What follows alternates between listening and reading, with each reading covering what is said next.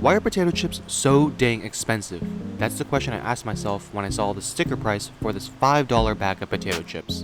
So today, we're going to try and make our own potato chips for much cheaper. Not only cheaper, but still have that salty and satisfying crunch we love.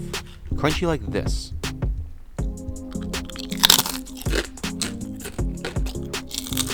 Yum. By the end of this video, you'll be able to make your own potato chips and stop wasting your money on a bag full of air.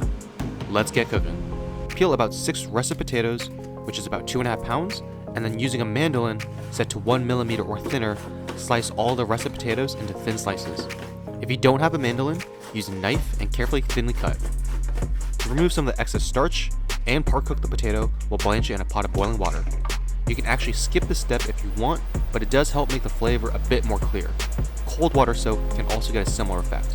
Pat dry the potatoes to remove excess water, and then add 1 tablespoon of salt, 2 tablespoons of olive oil, and mix. Make sure everything is coated. On a pan with parchment paper, lay out 1 layer of potatoes, then in an oven set to 450 degrees Fahrenheit, allow these to bake for about 20 to 35 minutes, or until they become crispy. Make sure to keep an eye on them. Something that helps a lot is to make the diameter of the chips consistent, which allows them to bake much more consistently with each other. Nevertheless, listen to how crunchy these chips are.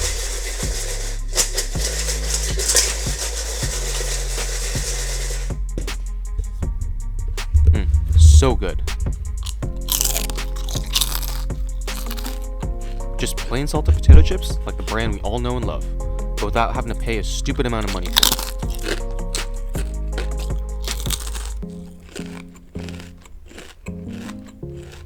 If you enjoyed this quick snack, then be sure to like and subscribe for more, and tell me down in the comments below what your favorite flavor of potato chips is.